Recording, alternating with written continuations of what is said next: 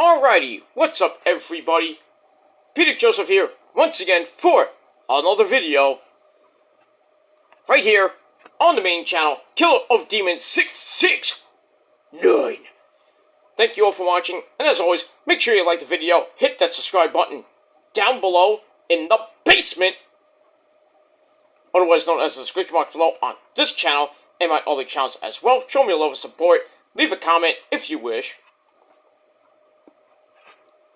If you wish, but it has to be a good comment, because bad comments will get deleted and you will be blocked. If you don't like that, too bad. That's that. So, like the video, subscribe to this channel, my other channels down below, and follow me on social media, Facebook, Twitter, and Instagram. Gotta be real there too. If you're not, you're getting blocked too. And if you don't like it, too bad. Share the video all over the internet. Most importantly, tap and slap that bell. We all know what to do with it. Turn on all notifications so you don't miss a goddamn video. If you do, you're pretty much SOL. And you know what that means? Haha. Well, that's that. So, like, share, subscribe, hit the bell, and that's all you gotta do. If you can't do that, then you got problems. That's that. Alrighty. On this late Saturday night, I hope you turned the clock back. Because, if you didn't, you'd think it's 4 o'clock in the morning, but it's really 2:55 a.m. here in New York City. Yeah, I'm up late because, you know, I was out early, like, right after, I did my, Crown Jewel review. I went out with a couple of friends and everything.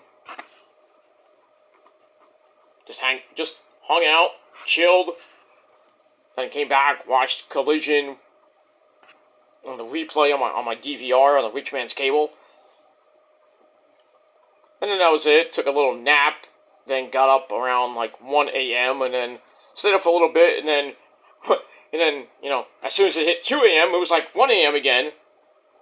So, but, you know, our phones do it automatically, our TVs do it automatically, you know, everything's done automatically now, if you set it to that, but, so, you know, other things like your stove, or your alarm clock, or if you have any clock that has a battery in it, you have to change that crap manually, and that's a pain in the ass. But hopefully you all, change your clocks back an hour, so you gain an hour of sleep tonight. But the days will be short as fuck. You know, getting up in the morning, 6:30 in the morning, the sun's about to you know, go up, and then by the time it's 5 o'clock, almost close to 5:15, it's dark. I mean, dark. And then pretty much 5 o'clock, because you're in the evening, it's at night, basically. So, it's crazy with daylight savings time, you know, right now, and, you know, eventually the days will get longer, and then as we hit mid-March, which is right around where springtime comes around, we spring ahead 1 hour, we lose an hour of sleep, but the days will start getting much longer, and then by the time we hit around June, early July, you know, the sun's going down at 9 o'clock. Well, not 9 o'clock, but it's going to get dark by 9 o'clock. And that's always good. If you want to stay out when the sun's going, you know, the sun's still up and everything. But, you know, we got a few months ahead. So we got December, January, February. We got about 4 months to go before, you know, we turn the clock ahead an hour. But hopefully you did all that. And if you didn't, you need to. You might need to if you have work tomorrow, but you don't want to go in early or get in late, but you forgot to turn the clock back. You know, it is pretty much what it is. That's that. Alright, anyway, first, the first unofficial start weekend of November, you know, just about to end, and we're going to start the first full week of November. We got Election Day on Tuesday. Nobody's going to go out to vote, because it's not really an important election year. Next year will be. Don't forget to vote for the right guy. And you know who that is. Donald Trump. Gonna make it huge. I'm gonna win on the landslide. It's gonna be huge. I don't even know who his running mate will be. But, I mean, DeSantis is still running for no apparent reason. But I wouldn't be surprised if he drops out right before, next year. And he's like, oh, and then Mr. Trump says, hey, Mr. DeSantis, you want to be my running mate? Why not? Then again, it could be Ben Carson. That would be nice. Well, no, nothing bad to say about Ben Carson, but, I don't really give a shit who the vice president is. As long as him and Donald Trump fix this fucking country. And then after that, we can get the assholes that run New York out. Not that New York's gonna get any better with the next person, but I mean, it is what it is. But New York's basically turning into a cesspool, overrun by migrants and everything. What are you gonna do? What are you gonna do? That's why everybody's leaving. Everybody's leaving and going, this way, that way, that way, that way. They're going this way, they're going anyway, basically. They just want to get out of New York because New York's just a bad, really shitty place to live right now. I mean, anywhere is really kind of shitty unless you live, in North Dakota or something like that. Where do you live? North Dakota. How's it there? We stay home because it snows all the time. Then again, you can live in Seattle and it rains all the time. Right, Darby? That's right. It's Darby Allen. I come from Seattle. It rains every day. My house is flooded every fucking day because I'm emo and I can't even get my own mansion because I'm so emo. I come from Seattle. I weigh 150 pounds soaking wet. I suck. You didn't suck tonight. Well, you got your ass handed to you tonight by a certain guy named Lance Archer. Oh, boy. We'll get to that in a little bit. But, wherever you go, if you want to move out of New York, do it. Do it. I'll be moving out pretty soon because I'm getting older. I'm getting old, man. My birthday's coming up pretty soon. Jesus Christ, End of the year is right after that. We're basically, as of this video, 19 days away, actually 18 days away from Thanksgiving, the start of the holiday season. And then, pretty much after that, the greatest month in the world with the greatest days in the world starts. And then, if you blink, you'll miss it, and then 2024 will begin. So we're counting down those days. We are actually 8 weeks from this video, from today. Well, gonna be today. 8 weeks. In 8 weeks, 2023 is over. Crazy.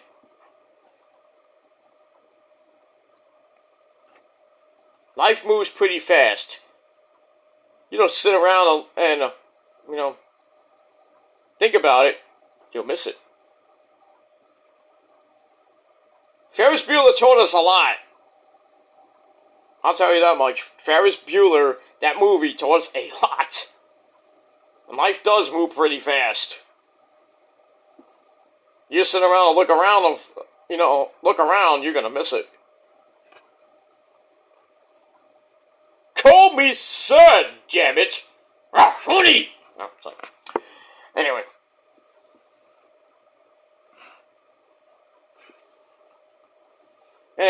Yeah. Cult classic, Ferris Bueller. They should have remade that. They should. I mean, I think. Well, I think everybody's still alive. I think Mr. Rooney's dead. I'm not even sure about that, but they should remake that. I mean, they're old as fuck, but maybe they could remake it and like Ferris has a kid, like Ferris Bueller Jr., where he does the same thing as his dad and everything. They have like Sloane Peterson has a daughter, like the kids version, it's like 20, 30 years, no, not even, like 40 years later, what happened to Ferris Bueller and Cameron and Sloane Peterson and, well, Mr. Rooney probably died, Mr. Peterson. Maybe they'll explain like what happened after really Cameron drove his dad's Ferrari out the window to his death. You don't want this much heat. No, I'll take the heat. He hates me anyway. Well, me and the old man are gonna have a little chat. I wonder how that went. We'll never know. We'll never know. I mean, does Sloane and Ferris get married? That's what I'm saying. If they have kids, then you can do Ferris Bueller Jr. goes to high school and everything. There's another movie that should be I don't know if they should be remade. It's War Games. But then again, maybe you shouldn't do that, But like an updated version, maybe good. But Professor Falcon, do you want to play a game? Yeah, we're not gonna play tic-tac-toe. We'll play Dungeons and Dragons. No, better yet, we'll play Fortnite. It's updated. We gotta get with the times. We'll play Fortnite. Or Minecraft, I don't know. Some game that you can't, the object of the game is not to win. You can't win.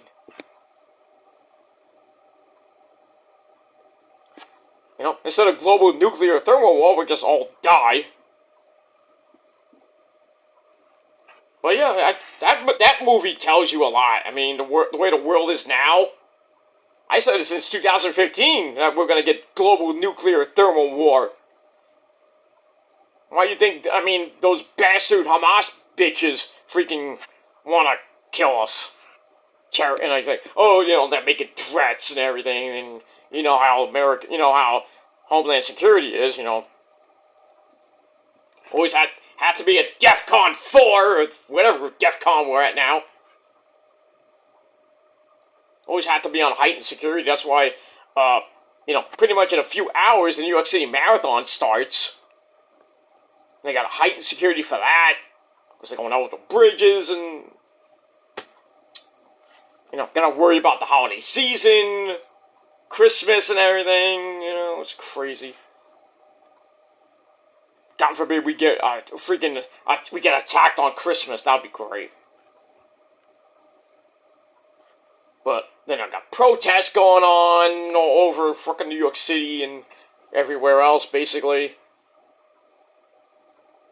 Like, you turn on CNN, everything is freaking Israel and the Hamas, those bastards. But I pray for Israel, man. I do, man. Because nobody wants to see war. We don't need World War III. But the way that Sleepy Joe's been basically sitting on his ass, making all this shit happen. You think Trump would have done this? No. Any other president? Probably not. We wouldn't be at war. We wouldn't see Israel and Hamas and Iran and other countries trying to get involved and trying to kick our ass. Or kick any other country's ass. Russia and Ukraine. I mean, it's kind of been quiet with there, which is kind of good, but they're still battling here and there. But you really don't hear about Ukraine and Russia's little war that basically kind of fizzled out. Now it's just Israel versus, Gaza and Hamas and just innocent fucking people getting kidnapped, like fucking kids getting kidnapped. Why? Why are kids, innocent fucking children and kids and Americans, or usually, some Americans that live in Israel or they're on vacation, they're in the line of fire and everything. It's fucking sad. And then they're getting freaking held hostage, and then, we gotta, like, we gotta work out a negotiation deal so that we can get these Americans out of there.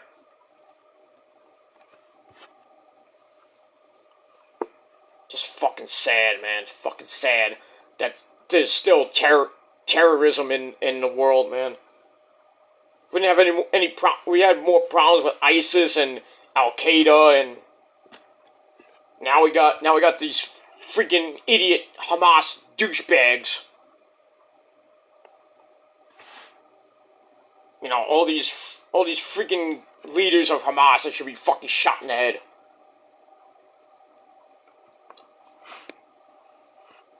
I mean, it is what it is. We'll never have peace in the world. There'll never be peace. Every country is going to have some type of problem with another country or within the country. It's always going to be like a civil war. Even here in the United States. It's just, the way it is. It's the way the world is. I mean, even Italy, my home country, I'm not from there. I'm full-blooded Italian, but my family name is from there, but blah, blah, blah, blah, blah, blah, blah. But anyway, you have some problems within the government of Italy. I mean, what are you gonna do? I mean, you run by a dictatorship. Prime Minister of Italy, what are you gonna do? He's a great man. La Familia, you know what I mean?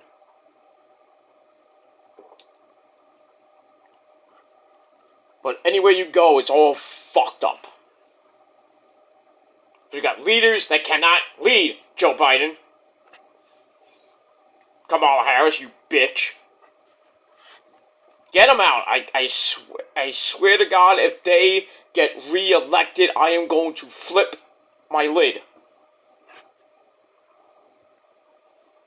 I'm not going to leave the country like all these other idiots said they would when Trump won the freaking election in 2016. Oh, we're going to leave. We're leaving the country. Did you go? No. Hypocrites, Don King, freaking, that bitch, Joey Behar on the View. Still fucking hates Trump. She hates everything. I mean, she's such a fucking hypocrite. That whole show fucking sucks. Even though one of my college friends works on that works for the show, not on the show, but he works for the show. I think it's time to find a new job there, dude. The hot rod, you know what I mean? But yeah, The View is garbage. That show sucks so bad. I don't even watch daytime talk shows that much at all, anyway. Back in the day, we used to watch Jerry Springer, man. Jerry. You watch Maury. Maury and Jerry are like, and then Steve Wilkes right after that. That was the shit back in the day. Even way back in the day, during the 80s, back in my day, you had Phil Donahue, Geraldo, Sally Jesse Raphael, and all those other people. Good times with the talk shows back in the day. Good times. But now you got all these celebrities trying to do a talk show. Some are good, some are bad.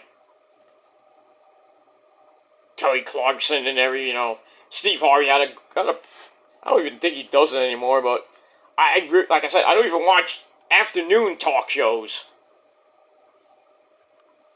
I don't. I barely even watch Judge Judy sometimes. I mean, I don't watch a lot of, network TV in the afternoon. pretty much I'm stuck on the Food Channel, or if I'm watching maybe Law and Order reruns.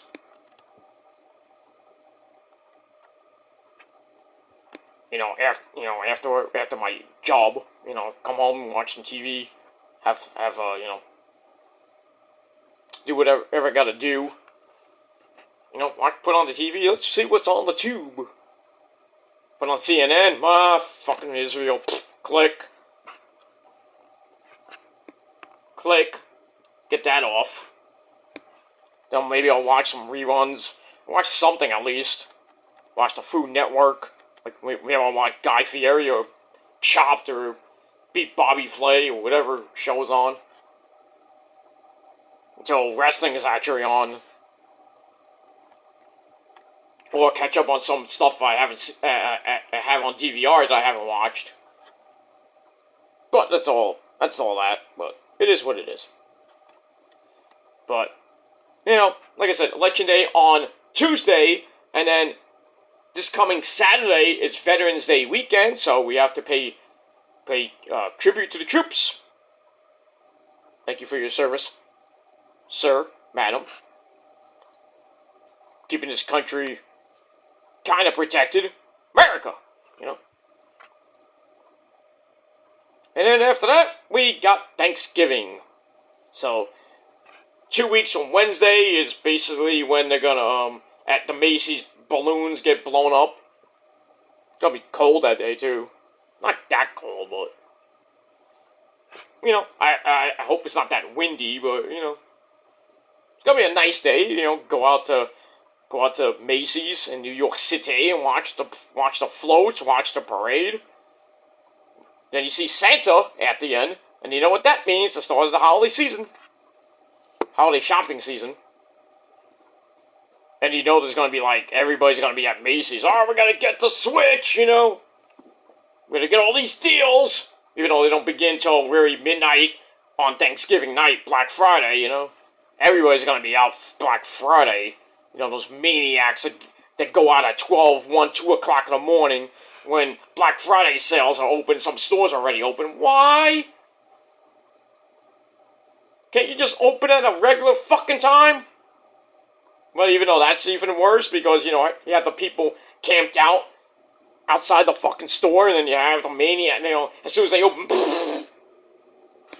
bomb rush! And then you have the yearly fights in the store. It's always fun to see on Twitter, on Instagram. See all the dumbasses that go on go Black Friday shopping, fighting with each other over the latest TV. I want that 45-inch TV! That's mine! Oh, beat your ass. Or they just steal it. Morons. That's why I hate Black Friday. Black Friday should be abolished. I don't even know what I call it Black Friday. I mean, it's not an African-American holiday. It's just the day after freaking Thanksgiving. Why can't we just call it Friday? And then we got Cyber Saturday, Cyber Sunday, Cyber Monday with all the online sales. I mean, that's good and dandy and everything, but I'd rather just call it Monday,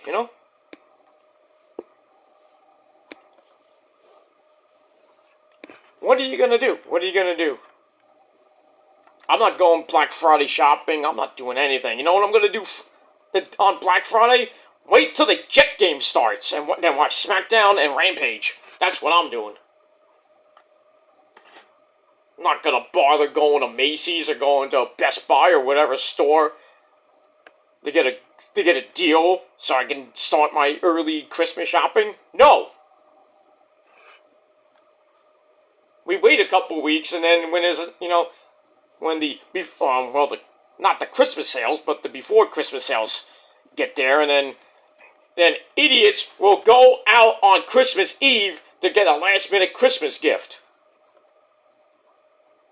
Or on Christmas Day, if their store's open. Some are. I don't know why his store would be open on a fucking holiday. Like a retail store. Well, retail store, yes, I understand that, but it's stupid in itself. I should know I used to work in retail. I hated working on Christmas. I hated even working on any holiday, like Easter. Fucking stupid. Easter, Thanksgiving, Christmas, New Year's Eve, New Year's Day was even worse. Because and I had to work sometimes in the morning. It was like one Thanksgiving Day, I worked till 7 o'clock. I'm like, why? And then I was supposed to work till like 3, 4 o'clock, and then my boss like, oh, Pete, can you stay a couple hours? I'm like, no. No, I want to go be with my family for Thanksgiving dinner. Not that I have to work the next day anyway in the morning. I'm not going to get no sleep. Fuck that. Just give me the day off then. You want me to work three extra hours? Yeah, I'll get some extra money, but give me the day off tomorrow, the next day. Fuck that. I don't want to have a semi-mini good Thanksgiving night meal, then I go home and I gotta go right to sleep and get up at like 7 o'clock in the morning to get to work at 7:30 or 8 o'clock in the morning, 9 o'clock in the morning. I have to work all the way to like 2 o'clock. Stupid. It's even worse when you work on Christmas Eve or Christmas Day, because you don't have no time. You have to work till like early in the morning, and then it's crowded. It's a pain in the ass. And then you have to you go home, you go to your parents' house or your relative's house for Christmas Eve dinner, not Christmas Eve dinner, Christmas Day dinner, and you're fucking tired. You gotta change into your nice clothes. That too. Retail sucks. It does. It does. I'm never gonna work in retail again. For as long as I fucking live, I'm never gonna go back there. I can't. I cannot do it. It's too stressful for me. I mean, it's good money, but still, the stress is just pain in the ass. That's why I got out of it. And I'm now, I worked in music on the side and everything. But now I'm working major full-time with music since 2006 and 15. But even before that, even way before that, I was working in music. And then, wanted to get some extra money, so I worked part-time in retail, and it sucked. It was a couple good years here and there, but still, right near the end, I had a boss that was a piece of shit. So I was like, you know what? You're not going to give me any days off that I need because of my condition. So I can't work 6 straight fucking days. I need a couple of days off.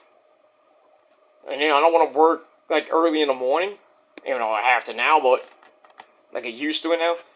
Because I have an actual easy job, but retail fucking sucks. But I digress on that. I'll digress. But, yeah. So, the holiday season's coming up. The end of the year is coming. Thank the Lord for that. Because, so some people, it hasn't been a great 2023, and we kind of want this year to end and start 2024 with a clean slate, fresh start. Then we'll see how that goes. And that's pretty much it. Alright, I spieled for 30 minutes. I'm sorry about that, but I like to tell stories. So hopefully you liked Story Time with Peter Joseph, baby. And if not, too bad. You still watched anyway. For even a minute, or a second, or 2 minutes, 29 minutes, who knows. You still watched it. Thank you for the view, asshole. But anyway, we got that. Alright, ladies and gentlemen, on this late Saturday night, on video number, technically video number 4, but really number 2, full video number 2 on your Saturday night, early Sunday, whatever you may be watching this, November the 4th, 2023, or November the 5th, 2023, right here on the Killer Demons channel. Once again, my name is Peter Joseph. I'm a content creator talking about whatever the fuck I want, but mainly the world of professional wrestling, music, movies, and whatever whatever I want. If you like it, good. You don't, go fuck yourself. That's that. Get off my channel. But if you're new here, and you like the content, you want more, hit that bell, turn on all notifications, so you don't miss another one. And if, like I said, if you're a new subscriber, and you're not a fake piece of shit, thank you for the view, hit that like button, and hell, if you want, you leave a comment. But if you're just a fake piece of shit, that's a jealous bitch, I only got 2 words for you. Well, I got a lot of words for you. Fuck off, suck my dick, and get out of here. Pretty much. I got no time for that. I got no time for assholes anymore. No time. It's just a never-ending cycle that kind of needs to end.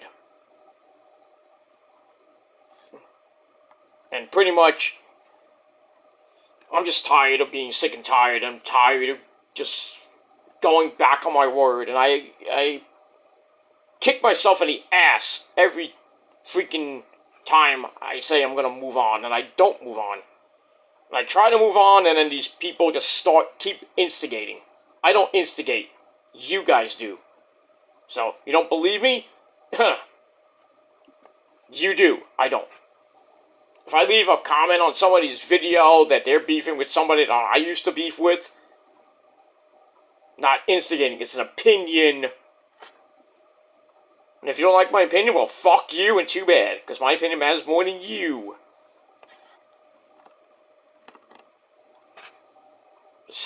Just saying. But you're jealous, you're obsessed, you have no life. You say you have a job, focus on your fucking job. Don't focus on me. Or anybody else. Focus on your fucking self. You fucking mongoloids. And that's it. I don't focus on YouTube. I focus on myself.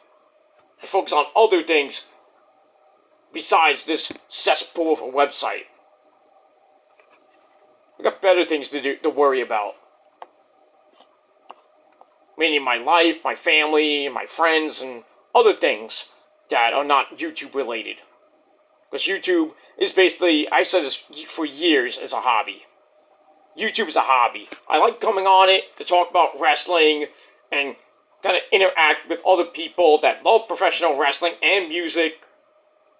And I have my own circle of friends that, I support. They support me in their own way. That's it. That's it. You say I don't have a life, I don't have friends, I don't have real friends. That's bullshit, because you don't know me. And you never will. All you know is the Peter Joseph on YouTube. You don't know me in real life. And you never will. So, make all the fake accusations you want about me, call me out on my bullshit. I don't give a shit. First of all, you have no real proof. Second of all, it's just bullshit. I've heard it all before. For 14, almost going on 15 years now. Same fucking shit. It's like that. It's like what Beetlejuice used to say. Keeps getting funnier every single time I see it. Pretty much for 14 plus years, the same fucking shit. And for 12 years, the same fucking bullshit with false accusations about me. Grow up. I know I have to, people tell me, oh, you're 47, you should grow up too. I'm a grown-ass man, I can handle myself. You don't control me, you don't control my life, so fuck you.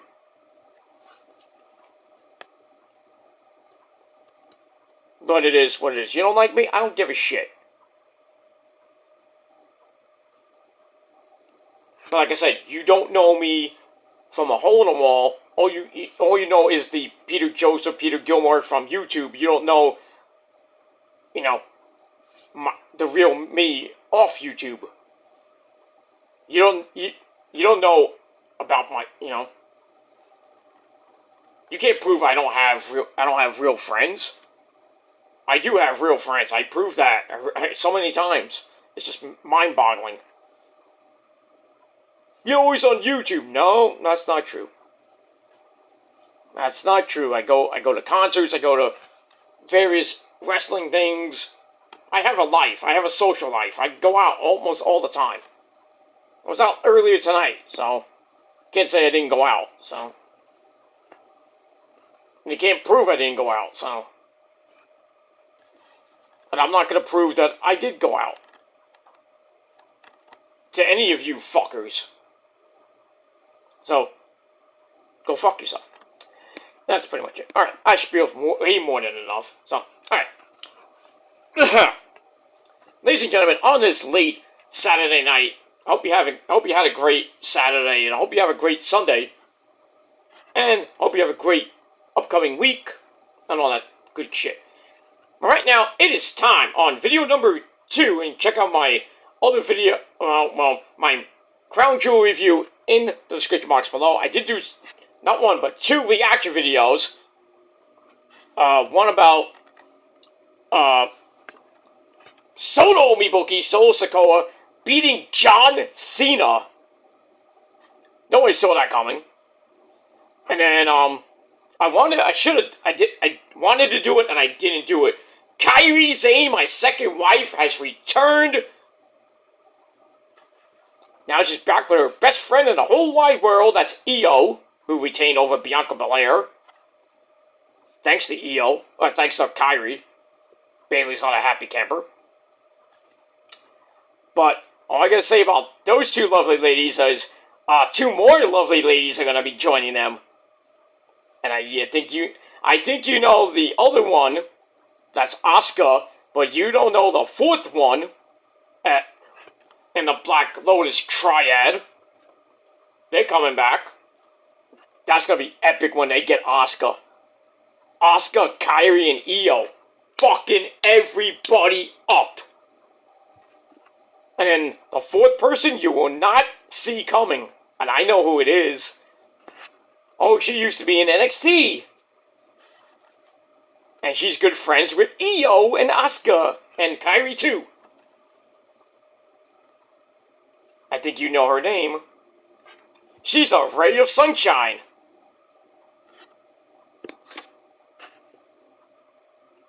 Hint. There's your hint. But I don't think Asuka's going to join right away, but probably by the start of next year, the Black Lotus Triad is going to run rampant over that women's division. I feel bad for you, Jay Cargill. I do.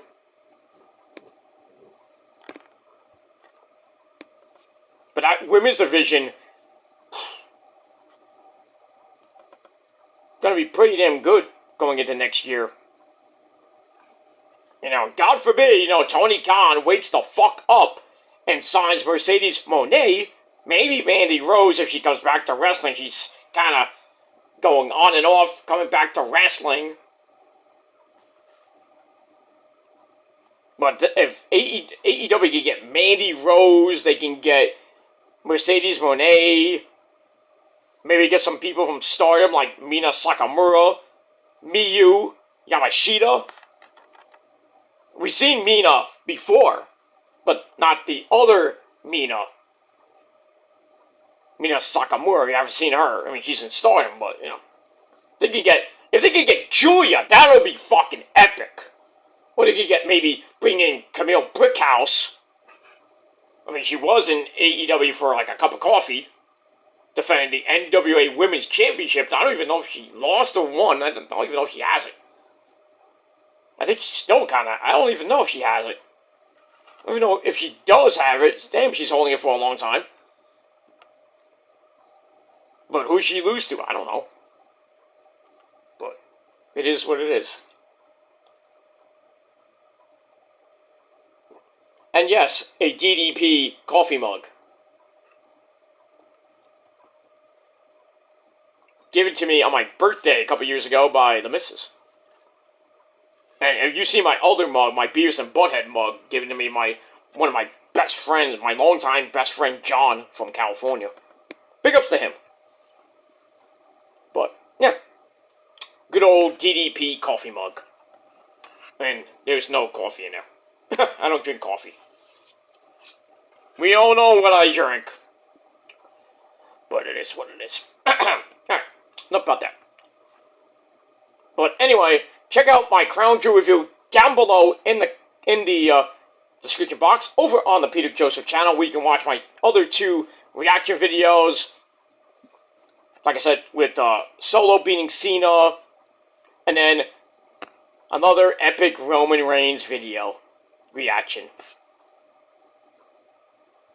We are still the ones, and you still will acknowledge us. And now Roman goes on to whatever is next for him, which probably will be AJ Styles. Or maybe Randy Orton. But I think Randy and Roman will probably feud going into the Royal Rumble, or maybe coming out of the Royal Rumble. Maybe at WrestleMania 40, but a lot of people are saying that it's going to be Roman versus Walter. Oh boy, that's going to be big. That might be Roman's really big test. Walter's going to chop the shit out of him. But I think in the end, Roman's going to smash, stack, pin the guy that pretty much is indestructible. But, you know, I think Roman's going through WrestleMania 40. He's going to go beyond. He's going to break Hogan. Really break. There's 2 Hogan records. Hogan has a 3.5-year reign, which is over 1,200 days. Roman's breaking that by February, early March. But the real record is 1,400 and change days. I think it's 14... I forgot the actual number. It's 1427, somewhere around there. So he's got about over 300 days to break Hogan's 4.5-5-year reign. Will Roman do it? I think he will. And then next up on the list is Bob Backlund, and then the big one, Bruno Sammartino, with his 8-year reign. So Roman has to hold the belt till, I would think, the middle to near the end of 2028. So we're getting close. I mean, as soon as we hit 2024, Roman has to hold the belt another 4 years to break Bruno Sammartino's record. I mean, people saying he can do it. Will he? I don't know. I hope he does. I really hope he does. But somebody has to break that goddamn record. When there's one man that can do it, probably would be Roman. But we shall see. Barring a major catastrophic injury, that record is pretty not in jeopardy yet. But if Roman holds it to through 2024, 25, 26, 27, then it becomes in jeopardy. But right now, we're just along for the ride. That's it. Forever long that Roman holds that goddamn belt.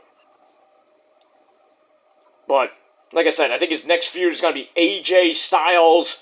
He'll smash him easily like he did a couple years ago at the Survivor Series. Actually, not. Well, he did smash him, but not like that, but... Anyway, I think after he disposes of AJ, he'll face a guy named Randall Keith Orton, Mr. RKO, Mr. Randy Orton. Probably at the Royal Rumble. Maybe at the... Well, I doubt at, the Elimination Chamber. I think Randy will be in the Elimination Chamber. But people want Roman to defend the belt at the Elimination Chamber because he's always fighting one-on-one matches. Hasn't had a real test of fighting 5-6 other guys. Because that's the only way you can probably beat Roman is have like him in a elimination chamber, like a gauntlet, like a 12-on-1 gauntlet match. But Roman has so much stamina, you can beat like 50 people. I mean, he's done it before. Remember the Royal Rumble? Where I think he defended it, but I think he lost. I think that's the year that I think Hunter won that belt. I forget. But don't never say Roman can't beat 30 people or 29 people, but he could do it too. If But now that Nick Aldis is in charge of SmackDown, he's gonna make Roman's life a living fucking hell, and I'm gonna be fucking pissed off about it. But Roman don't give a shit. He'll smash Nick Aldis too. But I digress. He already smashed Anna Pierce. But I digress. Alright. So, check all those videos out down below. Alright, now, after 46 goddamn minutes of me spieling, it is time, ladies and gentlemen, for your late and out-of-date and late night AEW Rampage and Collision reviews for November the 4th and 5th, November the 3rd and 4th, 2023. Alright, so this is, I think, the third week in a row that I've done AEW Rampage and Collision reviews. That might change, probably won't change this coming weekend, but we'll see. There probably will be another AEW Rampage Collision review this week, this coming weekend, Family Day weekend, and the following weekend. And then I'll probably go back to doing separate videos for Rampage, separate video for Collision as we go into the end of the year. But if you like me doing both shows in one video, then good. Too bad. That's it. Alright, let's start off with Rampage. I'm going to go pretty quickly with this because we're really late, but I don't care. That's that. Alright, so Rampage was a pretty decent show. Didn't get a lot of ratings. Holy shit. Rampage did the fast national rating was 298,000 views on Friday night. Ouch! I think that might be their lowest rating in Rampage's history. I could be wrong. But damn, 298,000. That goes to show you that Rampage should be extinct. If you want a show on Friday night, I would put Ring of Honor there. But in a different time slot, maybe at 9 o'clock. Don't put it at 10, because nobody's going to watch that.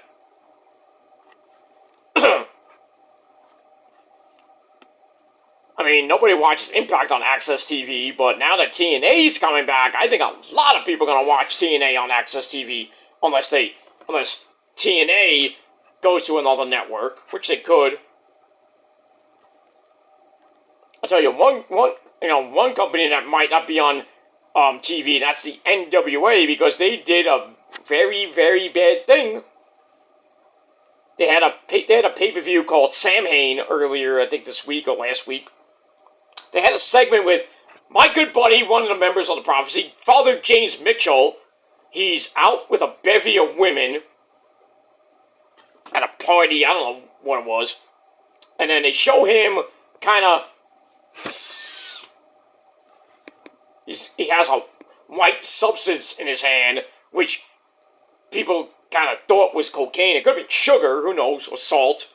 But the people at the CW11 saw that and were like, we don't want that shit on. We don't want that on our network. So the TV deal might be in jeopardy. And now it might just go on the app, a CW11 app, which nobody will get. I mean, unless you're a diehard TNA fan, person. You get to watch the NWA on the CW11 app instead of regular CW11 TV. And there's supposed to be a reality show coming, too.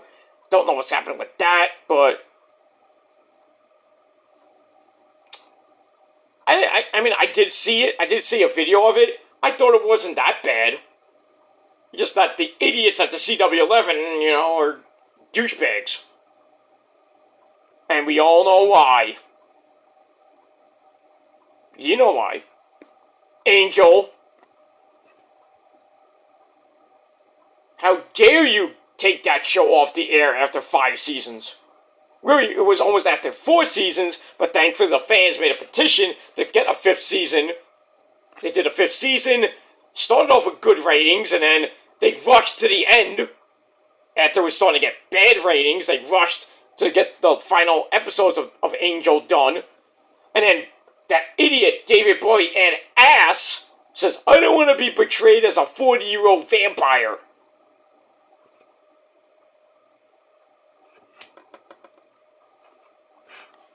And the way that show ended with that cliffhanger was so...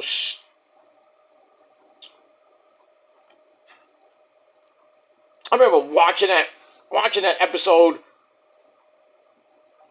with my mom, and then it gets near the end, and they're all like, oh, they have a humongous horde of demons coming after them. It's just crazy. I'm like, and then they're all ready to go. Like Angel and Fred and I think Gunn was there, about to basically probably die, and Angel probably the last one left, maybe Connor too, and then it doesn't fade, cuts to black like Sopranos 2006. No, 2007, I'm sorry. That's how Sopranos ended, with that cliffhanger. We don't fade to black, we cut to black. We don't know what happened to Tony. We don't know what happened to Angel. Did all of them die? We don't know. We'll never know. And now I heard, I don't know if it's on Hulu or where it is, or I think it's on Peacock or Hulu, that there's a spin-off of Buffy. No, it's not Angel. Angel was a spin-off, but there's another spin-off. It's called Slayers. Will I watch it? Maybe. It'll never be as good as Buffy or even Angel. Or for that matter, it ain't gonna be as good as the originals, Legacies, or even the Vampire Diaries. That was a good show. Those 3 were great. But, you know, I'm so old school, I remember Buffy and Angel from, like, the 90s and the early 2000s. But it is what it is. That's that. Alright, we move on. Alright, we'll get this fucking... I'm gonna get to the review right now. So, I'm about to lose my voice as it is. Okay. Alright, so Rampage, this past Friday night, like I said, 298,000 views. Ugh. SmackDown did 2.01. It was kind of crazy on a Friday night. Where the only thing they were going head-to-head with is hockey and freaking basketball. Speaking of hockey, how about those Rangers? Didn't win tonight. They were in Minnesota, had a 3-0 lead. But it's still number 1 in the Metropolitan Division, number 1 in your scorecard. They lost in a shootout, 5-4, but they still got a point. So they're 8-2-1 or 8-1-1, something like that. I know they have 8 wins. But, you know, tough kind of loss tonight. But it still got a point. Should have been 2. I mean, to a gutsy Minnesota Wild team. What are you going to do? What are you going to do is like the first 13 games of the season. I mean, the season just started, basically. It's got a long way to go. Long way to go. I think the Rangers play the next game, I think, is on Monday night. I mean, I was at the game on Thursday night against the Hurricanes. And they came back to win. Well, they didn't come back to win. They barely held on to win. They won in like the last few minutes. Good game. Very good game. Always fun at the Garden, the Mecca. The world's most famous arena. That's the only good team that plays in the Garden. The Knicks suck! Oh, Jesus Christ, they suck so bad.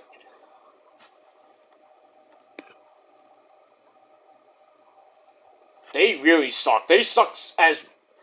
They don't suck as bad as the San Jose Sharks! Just saying. If you like the San Jose Sharks, Bailey, well, you're having a really bad time. Because they suck. I mean, legit suck. Bailey's not having a good time. I mean, even she's a Niner fan like me. We haven't had a good 3 weeks. I got the bye. We don't play it till next weekend. In Jacksonville. Then we got Tampa Bay after that. Then we got the freaking Seahawks on Thanksgiving. Ugh. Second half schedule for the Niners is fucking tough as it's tough. Then you got the Eagles and Cowboys coming up tomorrow. Oy. Who to root for? I'm rooting for the Cowboys. I mean, they got a better... I think they have a... I don't even know what that record is. I think they have the same record as the Niners or a little bit better than the Niners. I mean... Eagles are going to get that #1 spot again. Home field advantage again. Unless the Cowboys say, hey! Fuck out of here! And then all roads might go through Dallas, but I doubt that. Imagine Dallas gets the #1 seed and home field. And the Eagles will probably get the first wild card. Hopefully the Niners win that division. Might come down to the end of the year, who knows? Those division games are going to really count. No, we still got 4 division games there. 2 against the Seahawks, 1 against Arizona, 1 against the Rams at the end of the year, the final game at home. I think that they go 3-1 in the division, and I think they win the division. They get a #2, #3 seed. Home game for the first round. And then maybe, they have to go through Philly. It definitely probably have to go through Philly. And then they somehow get through Philly. They'll probably have to go through Dallas, which they'll beat easily. They're ready, 42-10. I know it's going to be in Dallas this time, but we can win in Dallas easy. But we'll get to the playoffs when we get there. We've got a long way to go. It's only week 9 in the NFL and the league where they play for pay. Well, I'll show you a team that won't make the playoffs. That's the New York Giants. Sorry, Vic DiMatteo. Another year, another garbage year for the Giants. And it is what it is. I can only imagine how the Yankees are going to do next year. I hope they suck. There was a rumor that the Mets signed that Japanese sensation Yamamoto. I think that was a rumor. But, man, he's in Japan. I think they're at the Japanese World Series or playoffs. Game 6, he was pitching and he was like lights out. It was good. That video was great. He is going to be an ace on that staff if the Mets sign him. Hopefully they do. Come on, Uncle Stevie, you can do it. Give us a Christmas miracle, man. Do it! And give us Ohtani. No, I really don't want Ohtani, but I'd rather have Juan Soto than fucking Ohtani. To be honest with you. But Mets need pitching, need another big bat. When you need a goddamn bullpen overhaul. All we got now is freaking Edwin Diaz is coming back after his 1 year off with that sad injury to his leg. If he didn't get hurt in the World Baseball Classic, I think the Mets would have at least made the playoffs at least. Would have been a different story. But things happen. You can't do anything about it. But not that the Mets are gonna contend next year. I don't know. Depends on what Uncle Stevie does in the offseason.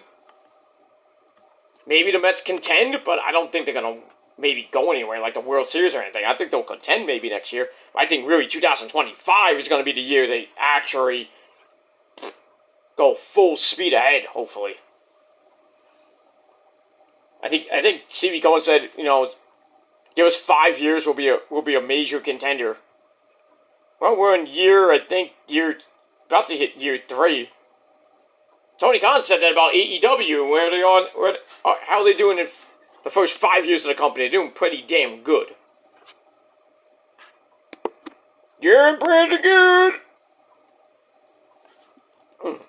That's that. Alright, enough about that. Alright, enough spieling. Alright, so Rampage was from the KFC Yum Center in Louisville, Kentucky. Yep. And our commentary team of the man behind the mask, Excalibur, Wells, the big slow Paul White, and the legendary man himself, my good friend and yours, Tony Baloney Schiavone. Alright, so we're 2 weeks away from Full Gear. So, more build coming your way last night, tonight, last night on Collision, if you're watching this tomorrow, and then Friday night on Rampage. And like I said, Rampage wasn't that bad of a show, but we start off with a fucking banger of a match. A 3-way luchador match, or a lucha match. We had the Triple A Mega Champion, he's still a champ, goddamn, El Hijo del Vikingo, taking on Commander, taking on my buddy and yours, the man who has zero miedo, and that's Pentagon. And Alex Abrahantes at ringside with face paint. I guess, it was the night after Halloween, so, dressed the part, I guess. But this match was crazy good. It's also with Pentagon wasting no time, hits a Fear Factor on El Vikingo right away, goes for the cover, Commander made the save. And then Vikingo gets right back up, sends both of them outside for a big flippy dippity doo.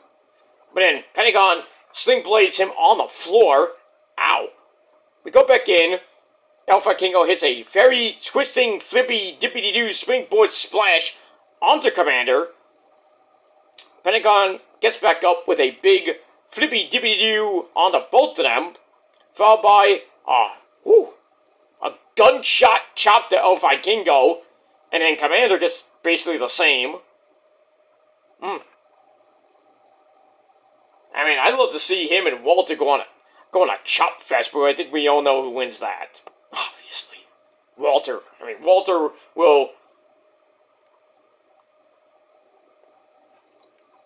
will basically kill freaking Pentagon in a chop fest. His soul will come out of his body. But anyway, we get that. We go to break, come back. Pentagon strikes away at El Vikingo in the corner. Goes for a charge and missed, which lets El Vikingo kick him right in the head. Commander comes back to take El Vikingo down. Sets up a springboard Canadian Destroyer. Woo! Pentagon kicks both of them down. Commander then hits a Poison Rana on the apron. Ow! And then El Vikingo dives into a super kick. And then, probably the move of the night. Holy shit. Pentagon picks up El Vikingo in a gory bomb position. Then he takes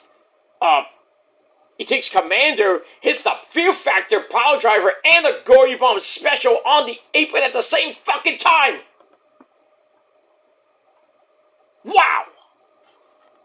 Oh, I marked the fuck out for that. That was epic.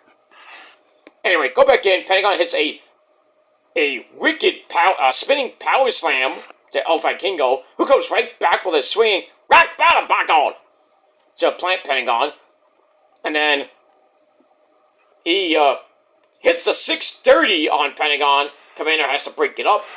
Then he hits an implosion reverse Phoenix splash. Holy shit! That's, you had to see to believe it. Hits El Vikingo, but then Pentagon hits Commander with the Fear Factor onto El Vikingo. Ow! 1, 2, 3 in under 13 minutes. This match is over, and great match. 4 out of 5 stars. I think probably the best lucha match that I've seen in AEW.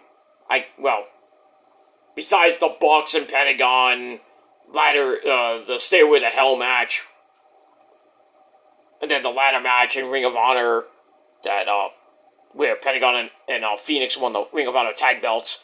That was good. Even though it wasn't a lucha match, but still. But this was fucking epic, and I loved it. 4 out of 5 stars, and that's it. We move on. Alright, then we go to the back with Alex Marvez. He still works for the company? I guess so. But, you know, if you ever want to, hey TK, if you ever want to kick him out, sign me up, dude. I'm ready. Anyway, Alex Marvez is with Sanjay Dutt and, you know, Jay Lethal's Misfits. Basically can't believe that Ortiz turned down his offer last week. So then Jay Lethal doesn't care about any of that, because he's ready to win the Ring of Honor World Heavyweight Championship from Eddie Kingston. And then, you know, Karen Jarrett's like, we don't give a shit about Ortiz. So anyway, they leave, and then Ortiz comes from, I guess he was listening in, and he's like, I'll deal with them next week. So probably have, like, I guess Ortiz versus Jeff Jarrett, or Ortiz versus Jay Lethal. Don't know how that's going to go. Well, we'll see what happens with that. Alright, so I gave that 3 to 5 stars. That's that. Alright, match number 2. It's time for a tag team match, player. We had former Ring of Honor tag team champions Matt Sydal and the Fallen Angel Christopher Daniels. They take on It's Time to Get Just Too Sweet Me for the Love of God.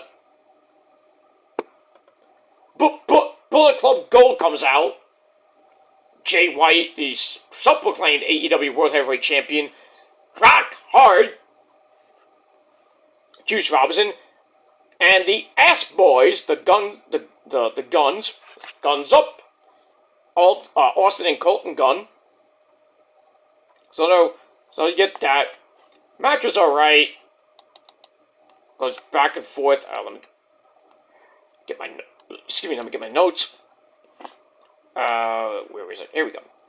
Alright, so also with Matt Sydal striking away at Austin to start. Hands it off to Christopher Daniels. Forces a charge in the corner. Colton gets a cheap shot in on the apron. Then the Guns basically take over. Then we get card blade time. Always nice. They get back up. Daniels suplexes his way out of trouble. Gets the hot tag to Matt Sydal. Cleans house. Hits the top rope meteor for a near fall on Austin Gunn. And then all 4 men are in the ring. Christopher Daniels gets sent to the outside. And then Matt Sydal walks right into 310 to Yuma. 1, 2, 3 in exactly 4.5 minutes. The Ass Boys get the win. And one more time. Too Sweet Me for the Love of God. And we get that.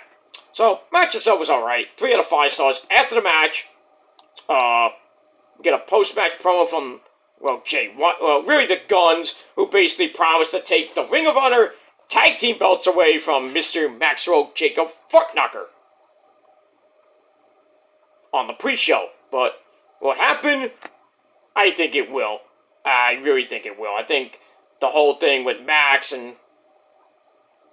I mean, he's gonna retain the world title, but the Ring of Honor tag titles are probably gonna go to the Ass Boys. Sucks, but, you know, not gonna sit well with Adam Cole, but You can't defend the belts by yourself. I'm sorry. You can, some people can, some people can't. But Max is doing it all by himself. I mean, had a successful defense against the Dark Order, but it's the Dark Order. This is the Ass Boys. Bullet Club, Juice Robinson and Jay White will be at ringside most likely, and they're going to cause chaos on Max. The whole fucking pay-per-view. Pre-show, then the main event. It's going to be a clusterfuck. But Max will still come out as a champion, but won't be as a double champion. He'll come out as the Ring of Honor, as the AEW World Heavyweight Champion. But we got that. Then we move on. Alright, then we go to the back with CJ, or RJ, not CJ, RJ City, whatever the his goddamn name is. And we were supposed to get the re-debut of Mr. Danhausen. I will curse you. But we hear Mr. Danhausen off screen says, no, I'm not ready to come back yet. That's next week. So we got a correction, and then he comes in and says, I'll see you next week. Very evil, very scary, very nice. So next week, the return of Mr. Danhausen. And it's going to be very evil, very nice, very scary. Very nice, very, very nice, very nice, very nice, very, very, very nice. Very evil, very nice. So that's that. Let me move on. Alright, so I gave that 2.5 out of 5 stars. Then, after a break, we come back with I think it was Alex Marvez or Lexi. I think it was Lexi.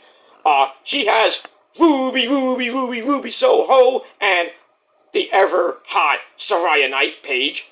They're there. Ruby talks about how she's been in a downward spiral as of late, as are the Outcasts, Toni Storm, Timeless Toni Storm.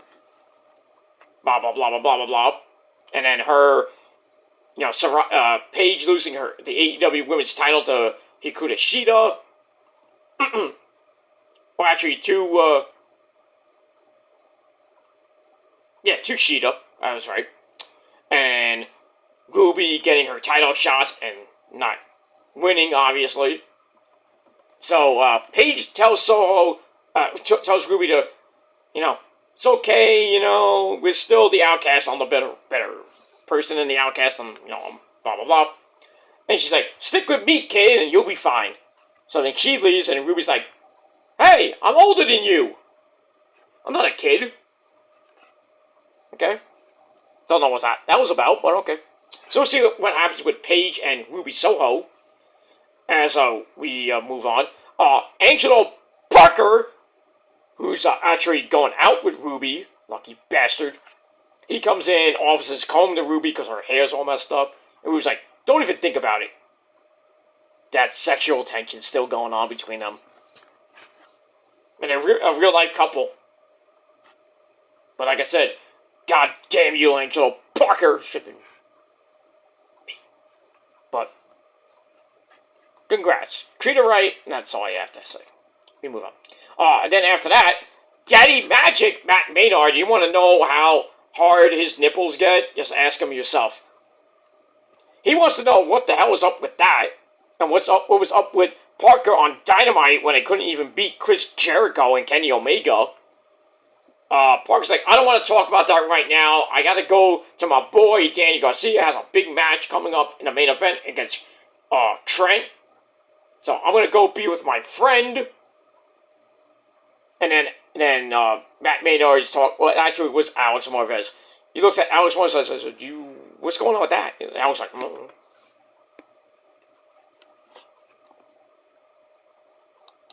So I gotta say about that. So I give that 2.5 out of 5 stars. Alright, match number 3 in the death slot.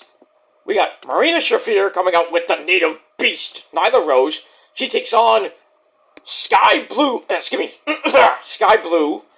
who's now, I guess, cured from the black mist by Julia Hart. She blew blue mist in Julia's face on Dynamite. Is that going to cure Julia? Probably not. But anyway, match was so with Marina taking her down to start. Sky Blue has to well, out of the ring for a breather, but she gets in a throat snap across the middle rope, then unloads on Marina on the floor. We go to break, we come back, and as always, the heels come back during the break. Marina sweeps the leg, Danielson. Then a kick to the back, ouch, has Sky Blue in a lot of trouble, but she kicks her way out of trouble. Then starts biting Marina Shafir. We gotta bite her! I'm losing my voice. I need a drink. Ugh. We gotta bite her, god damn it! And then Maria's like, she's biting me!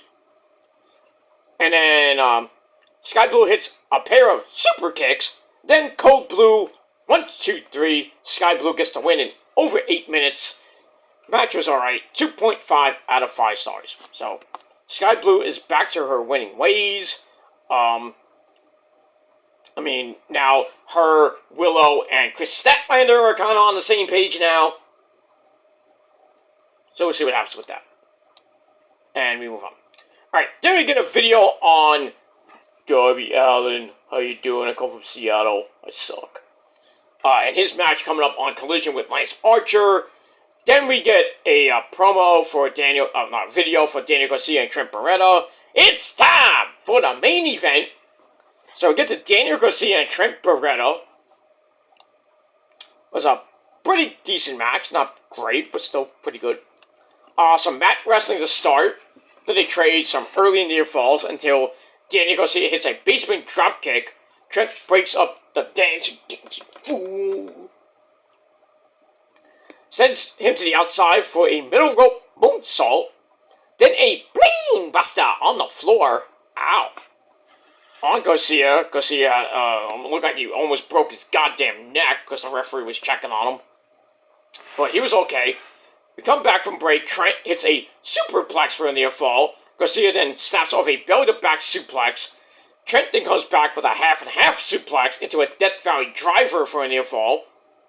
Then they trade German suplexes. They slug it out. Trent wins that with a running knee.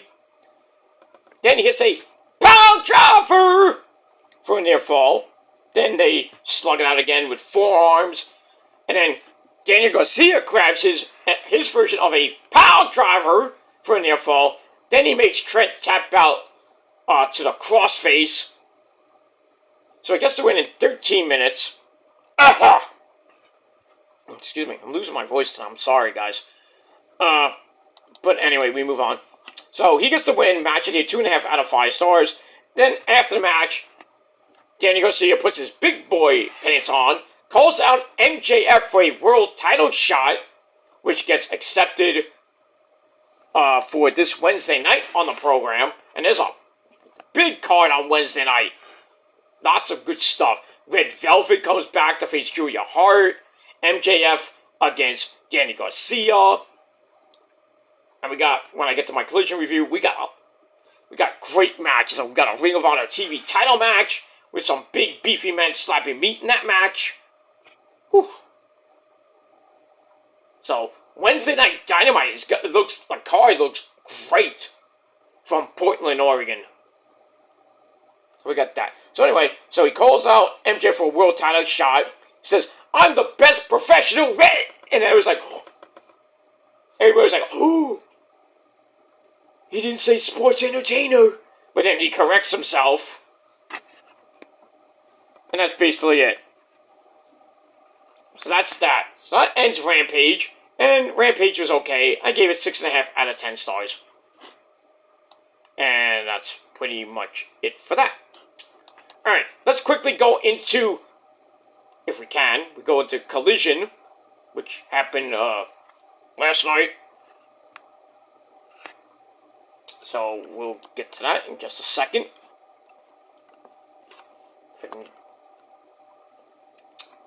If I can get to it. We'll get to it in just a second. Let me just take a quick drink. Drink break! Ugh.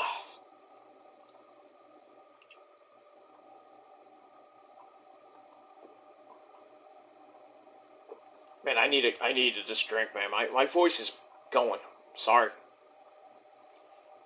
Ugh. Alright, Alright, here we go. Yeah, my computer's ancient, I'm sorry. It takes a little while to actually load up from my Word document, but it is what it is. Alright, so Collision, not pretty good show itself, not great, but good. We are emanating from the Intrust Bank Arena. We're still in the Midwest, ladies and gentlemen. We're in Wichita, Kansas. Woo! We're not in Kansas anymore. Still out there. Alright, and our commentary team this time of Tony Baloney Schiavone, the hermaphrodite himself, Kevin Kelly, and the lad from Britain, UK, Mr. Nigel McGuinness. Alright, so we had pretty good show, pretty good card on there. So we start off with the pre-match stuff right before the show starts. FTR Big Cass, Absolute Ricky Starks, the AEW Tag Team Champions. Excuse me. Lance Archer and Darby Allin, they're all ready to fight. And then we see Swerve Strickland. Whose house? Swerve's house. Whose house? Swerve's house. I'll swerve around a drive and a swerve around a drive and swerve around a drive and swerve around a drive. Okay. We got that. Swerve's all ready for his match, I guess, as he's ready for his match. And then we get a pre-start of the show brawl as the pyro's going off. That was crazy. That was crazy. They fight all the way to the ring through the pyro. Oh my goddamn, someone's gonna get hurt. So we start off with AR Fox and Swerve Strickland. I mean, I was getting freaking Lucha Underground vibes. But not, I mean, it didn't get like their, what was that match called? I know it was a hardcore match. I think it was like, forgot what it was like basically a guerrilla warfare match if you want to be PWG technical. But man, Killshot and AR Fox basically beat the shit out of each other that night. I mean, going through a barbed wire glass tables. Oh, all we needed was fire on them, an epic like Pyramid of Hell. But you only get that in different other promotions like ICW, XPW, ICW, No Holds Barred, even those crazy bastards in Japan, Onita.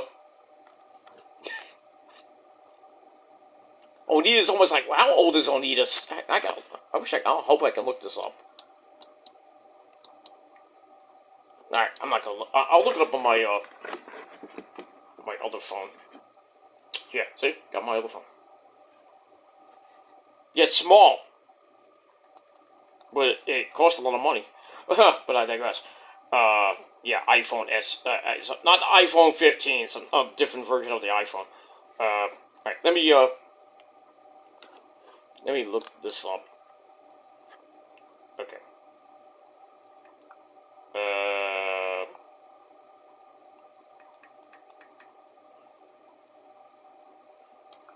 Alright, let me see, oops. I spelled his name wrong. Okay, Atsushi Onita is 66 years old. And he's still doing bomb matches. A crazy fuck that he is. Why don't you go off? Oh. God damn, Onita is fucking 66 years old. And still doing these exploding ring matches. I mean, taking exploding barbed wire shots. He can't do it anymore because he almost lost his arm in one match. I think it was like earlier this year, I think. But he still runs that promotion, FMWE, where basically everything explodes. The ring explodes, the ladders explode, the tables explode, the chairs explode. Barbed wire bats explode. I mean, anything that you can think of probably will explode. Except for a human. You're not going to get human combustion. But the way they hit them, you would think you see body parts in the crowd. But you know, they're sick in Japan. Onita's one sick bastard, but he's a legend. You know what else was a legend? Terry Funk! I was a hardcore legend in Japan. Japan, #1, forever!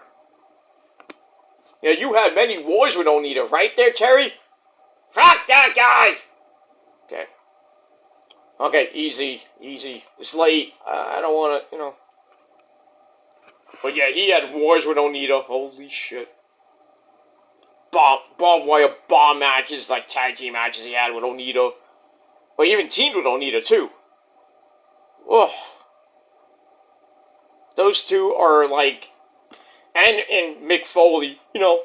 Terry, you know, stop it. It's late. Stop it. Go to sleep. Oh, man. Anyway, they had wars with each other. Ugh. Wasn't for them, there would be no hardcore exploding stuff. There would be no CCW. There won't be ECW. It wasn't for them, there would be no ECW. There would be no CCW. There would be no XPW. There would be no FMW. Well, there would be no Wrestling Society X, if you think about it. And there'd be no what we have today, you know, Matt Tremont stuff. Jimmy Lloyd and, you know, the great freaking Mr. MDK himself, Nick fucking Gage. Or John Moxley. None of that. You wouldn't have ICW No Holds Barred. We wouldn't have H2O. We wouldn't have, any other, really Jersey, hardcore federation. Even some here in New York. That does, like, they go to, like, a bar, and they have, like, empty, basically, no ring matches. They're fighting in a bar, beating the fucking shit out of each other. Like a little rinky-dink docile bar. But they beat the shit out of each other in that bar. Holy crap. We got light tubes, glass, I mean... I hate to be the people that clean that shit up. Well, it's a good time. It's a good time. And I've been to a few of them. Crazy shit. Alright, so Swerve and AR Fox relived that. Well, not. They relived their feud. But so it kind of brought me back to Lucha Underground. Anyway, they fight to the ring. Swerve's in trouble. Bails to the floor. We have Prince Nana, the real Prince of the Prophecy and the Purge. He's there. Kind of getting concerned. And then AR Fox is right there with a big running flippy dippity doo. We go back in, he hits the rolling Gilmore cutter. Bang. Gives him a near fall, but Swerve sends him to the outside and takes over.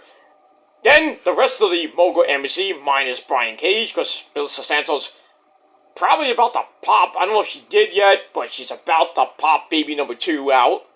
So he's not there right now. He's just, you know, taking time off to be with his, I think he's having another girl.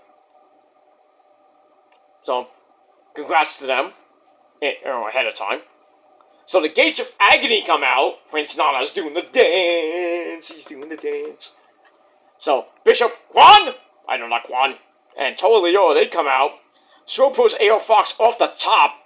Ow. As we go to break. We come back. Swerve fights back. Hits a Hangman's DDT. But AR Fox comes right back with a 450 for a near fall. Then he hits Low Main Pain for another near fall. Swerve comes right back with a house call. For a near fall of his own. Then a knee first hard toss into the turnbuckle. Ow! Then a powerbomb gets flipped into a power slam. Nice.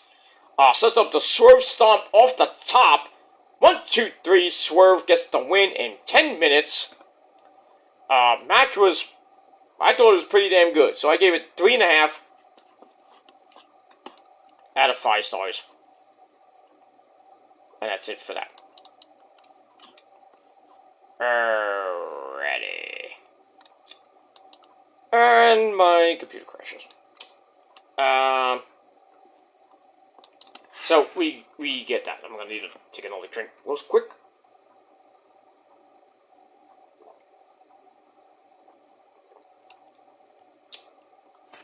And do I have to do this on my own? I guess I do.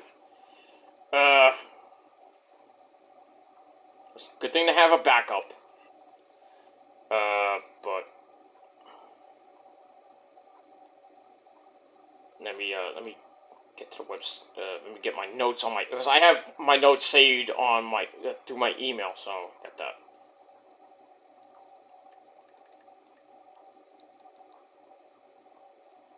There we go. All right. So let me try to find this now. My notes. Here we are. Where are we? Okay. Alright, here we go. Loading up. Here we go. Alright, so AR Fox.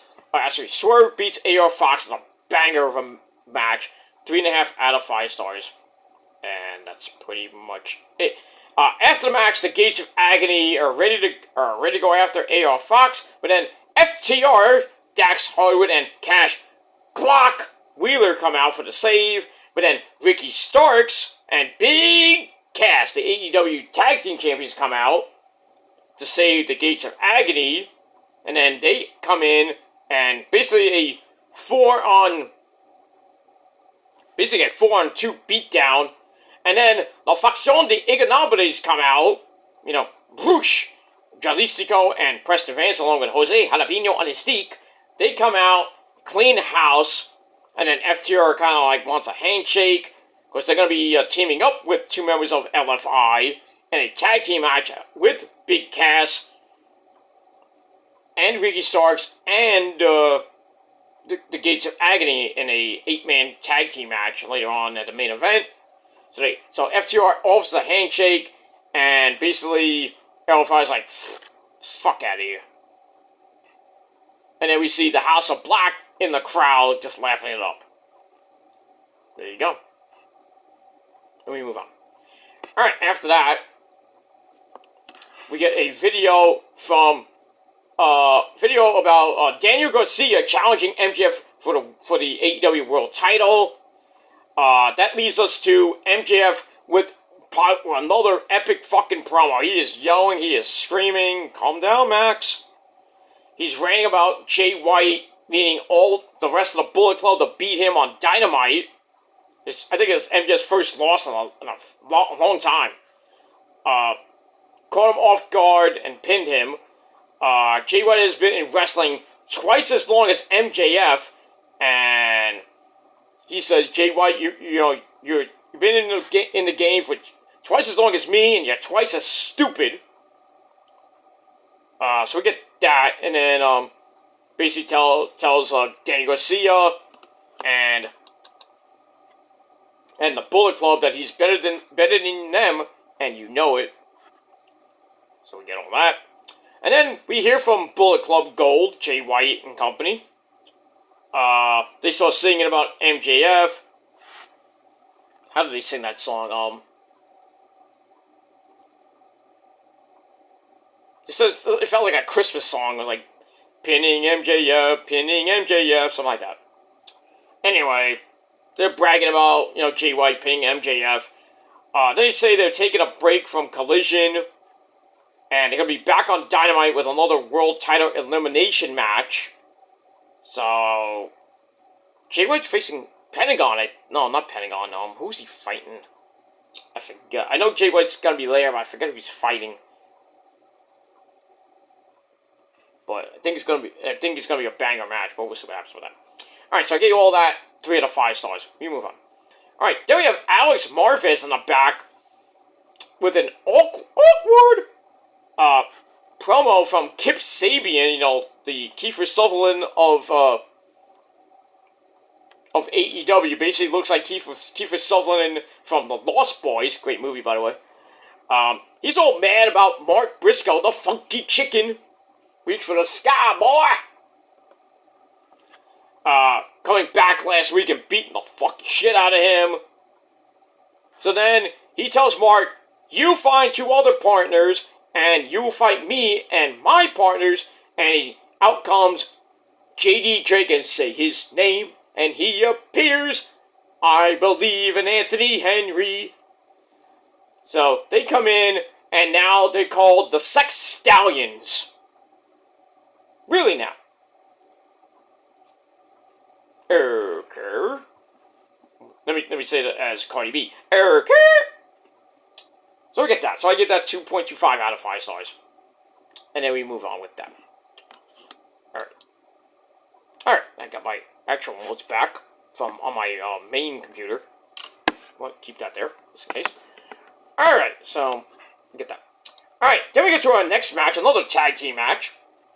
We have the Kingdom of I'm Matt Taven, next strong, and Mike Bennett, Mike Kanellis Bennett, along with Roddy! And yes, I did tweet him. I did tweet him that he owes me a Coke. Because he put up a tweet says, what happened? I blacked out.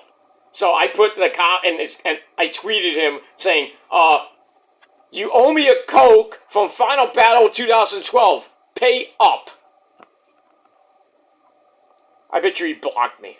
He probably did. But then I reminded him in an actual tweet, not, a regular tweet. I tweeted at him. I said, Roddy, you owe me a Coke. Roddy! So he comes out, goes down to the ring. Adam! Adam!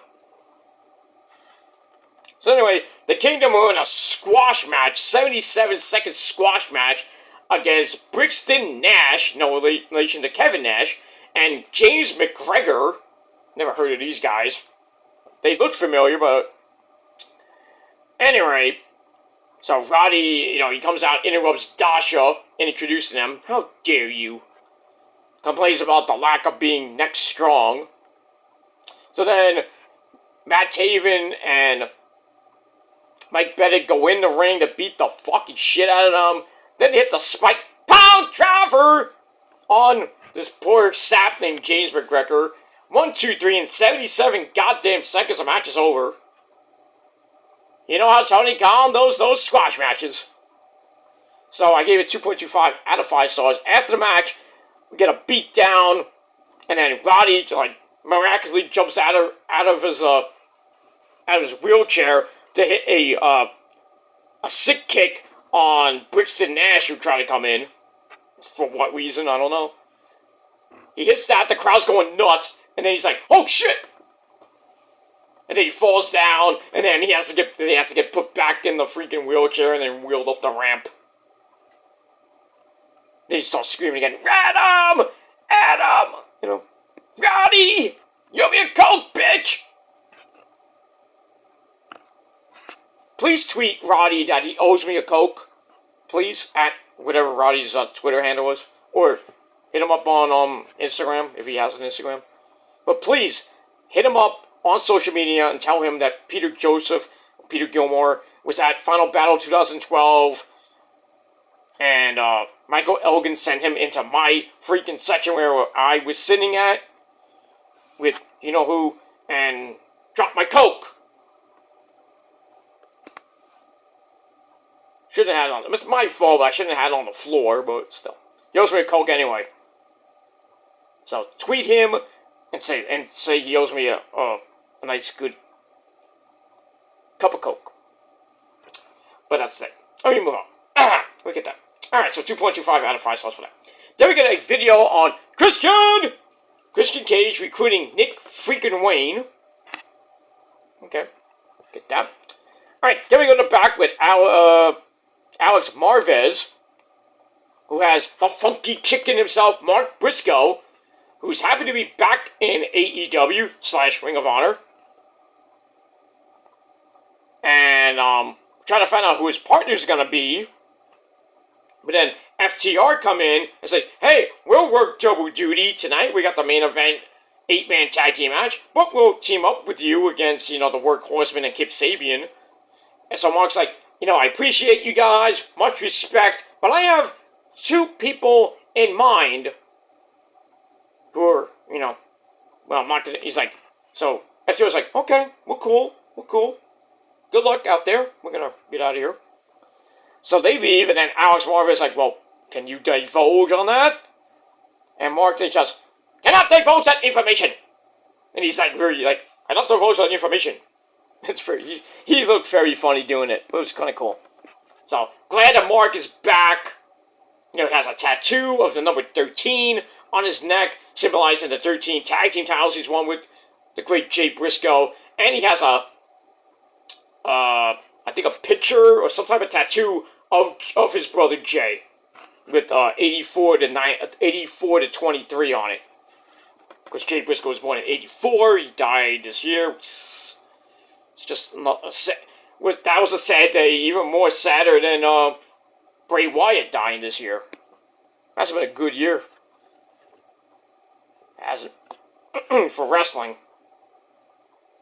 And in real music and movies in general. He lost Matthew Perry over the weekend.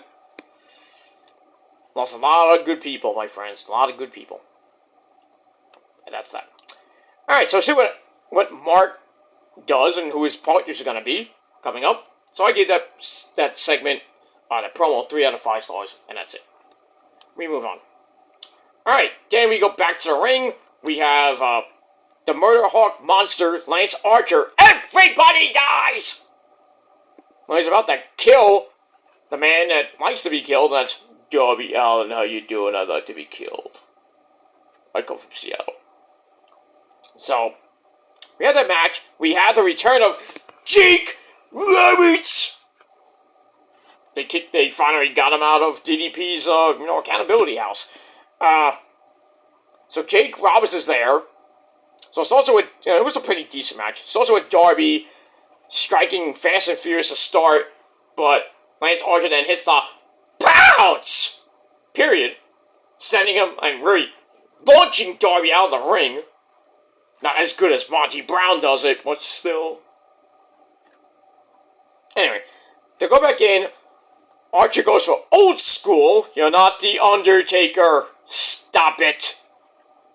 They gets countered. They fight to the floor. But that's all fine and dandy with Lance Archer. He lives on the floor. He launches Darby again with a release suplex on the ramp. Ow. Then he tosses him again on the ramp. As we go to break, he is kicking Darby's ass. As we go to break, we come back. Darby finally comes back, breaks the eyes, gets caught with a running knee to face in the corner. He slips out of the blackout, but gets chokeslammed over the top onto the apron. Ow. And he's basically out. Referee Stefan is freaking counting him out. Just end the goddamn match. And then Jake Roberts has a skateboard, blows up the skateboard shot, and the referee's like, no, you are out of here, old man. So Jake Roberts gets kicked out. Not that it mattered. Archer goes up top. Darby catches him with a super sunset flip bomb. 1, 2, 3, shock. Well, not even a shock, but really per se. But Darby gets the win in just under 10 minutes. Match was alright. 3 out of 5 stars. And then after the match, Jake Roberts comes back. And he introduces his new friends. You have friends, Jake? No, he didn't bring out a snake. But he brings out 2 great men. And that is the Righteous of Dutch and Vincent. I like how he comes out. The Wish version of the Wyatt family, but I mean he's inspired by Bray, and the promos they do are they're good. They are Bray Wyatt family, like good shit. That's such good shit. So they come out. I guess they're now friends with Mr. Jake Roberts. And then Jake's like, what does he say? You're gonna meet hell, and hell's here for you. Something, he says something like that. Darby gets distracted, and then Lance Archer chokeslams him, and then he like throws him into the corner, picks him up, hits blackout, laid him out. So Darby, Darby has so many problems. He doesn't have 99 problems on a Big Chain 1, but he has more problems than Jay-Z. He's getting beat up by Lance Archer. Now he's getting beat up. Now he has the Righteous to worry about, and in turn Jake Roberts. And now he's teaming up with a man called Sting, and Edge to go against Christian, Nick freaking Wayne, and Luchasaurus at Full Gear in a 6-man tag team match. So he's got a lot on his plate, but the guy's getting his ass handed to him. And somehow he beat, Lance Archer. I don't know, man. The guy goes from a freaking god in Japan. Teaming up with, was it him? Well, I know he was a god. He was, killing everybody in Japan. Then becomes the IWGP US champion, beating Moxley, then loses the belt to Moxley in a Texas Death Match. And then basically every time, he kind of went away for a while. I guess he went back to Japan. Or AEW had nothing for him. He comes back, and what does he do? Job. Just go back to Japan. Just go. Or just stay in New Japan strong. And suck there too. Right there, Shane Douglas? You suck then, and you suck now! Yeah, pretty much. Everybody's like, everybody dies, but you're jobbing! You're not the same guy that you were in Japan. And now maybe that you have the Righteous, maybe you'll get some wins. Not that it'll matter. But still, we move on. Alright, all that I gave 3 out of 5 stars. We move on. Then we go to the back. I think this time we have Lexi. She's with the ladies. We have the TBS champion, Chris Statlander. Once again, trying to calm things down between her, Sky Blue, and Willow Nightingale. So kind of finding out why Sky Blue helped Willow out, with Julia Hart. So she says, I helped you for you. Okay. And then Willow's like, okay, well, I guess we're all on the same page now. So Willow wishes her luck in her match coming up later on. Actually, Sky Blue wishes Willow luck in her match coming up later. And Chris Statlander does the same. So everybody's happy. We're gonna hug. That's that. So I give that 2.5 out of 5 stars. That's that.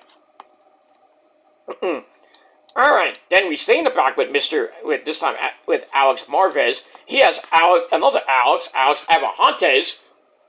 He's there, asked him about Pentagon's big win on Rampage. That epic Luchasaur, I can't talk, I'm sorry. The Luchador match with El Vikingo and Commander. Where Pentagon beat the fuck out of him and got the win. So, he's basically asking what's next for him and Pentagon, maybe Commander and Ray Phoenix. But then Swerve comes in and says, we know each other. Yeah, you do, from Lucha Underground. And, basically says, I'm better than you. Then he challenges makes a challenge to Pentagon on Dynamite. So, Alex obviously says, Pentagon shows no fear, and I thought he was going to say you have no balls. Something like that. So makes the challenge. Alex accepts. And then, Swerve basically says that he's going to take Pentagon's mask. And then Alex like, no. So that's going to be a banger of a match on Dynamite to go with the other banger matches that are going to be on there. And that's that. So I gave that 3 out of 5 stars. Anyway. Alright, then it's time for the Acclaimed, Max Caster, Anthony Bowens, and Daddy Ass, Billy Gunn. And just remember, ladies, Sesame, mommy ass.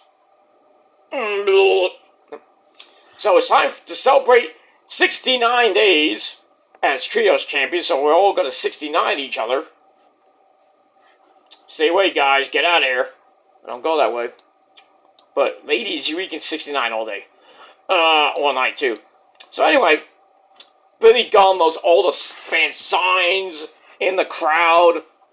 He goes like, one girl's like, I see a sign. This girl has a sign that says, this is my first time scissoring. And he's like, I think you're lying. And I think she looked like, I don't know how old she looked. God forbid. 12 years old, finally knows all about scissors. What?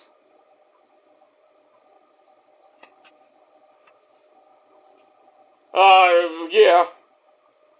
What were you looking at, Billy Gunn? Jesus Christ. But anyway, so I was like, let's celebrate, yay! Screamers go off, confetti. I'm like, what, we in Japan? Pretty much. So then Max Caster, they thank the fans. They got a big trophy at ringside. It's a trophy at 69 on it. Blah, blah, blah. And then Anthony Bowens thanks the fans. Then he tells Max Caster, I have a special present for you. And then we see MJF on the Tron talking about how he didn't like the Acclaimed, he didn't even like Max Caster, but he knows him for like so long, and says that, I respect you, and, I'm starting to, you guys are starting to grow on me, so I have respect for you guys. And he tells Max Caster, you're starting to grow on me, and you're like a fungus, but it's starting, And then Max Caster's like, yay! Freaking had an orgasm in his fucking pants. All happy, and everybody's happy. We're all singing and we're dancing. And then he wishes us a happy 69 days and says, yay, scissoring. Okay. Okay then, Max. So that was that. And,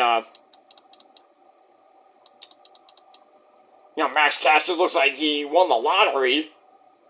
And then we get the trophy presentation. Well, they get the trophy. They make a whole bunch of jokes about the holiday. What holiday? Is there a holiday coming up? Well, besides Thanksgiving and Christmas. Billy Gunn seems to have a blast. But as they're about to wrap it up, Dalton Castle, the Peacock, and the boys, the Tate twins, they come out to interrupt.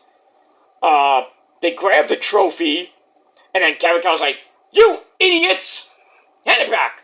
And they give it to Dalton, and Dalton teases he's gonna throw it and break it on the floor, and that's what he does.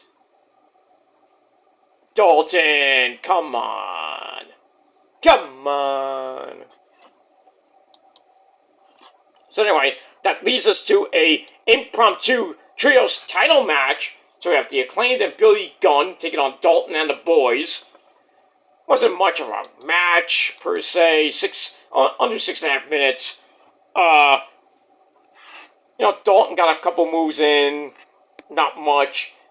Basically, the Acclaimed beat the crap out of them. They hit Sesame Timbers on one of the boys.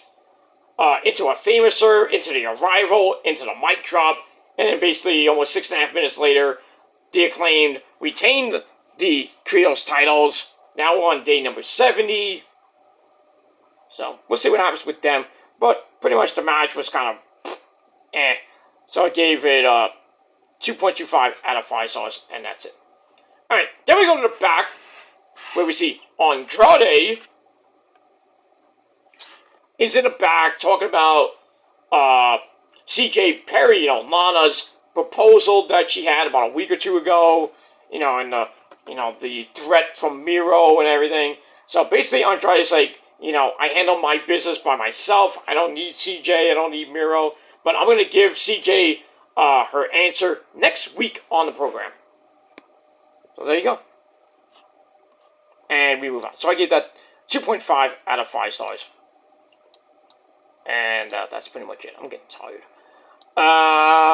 That's it. Alright, then we go to that six-man tag team match.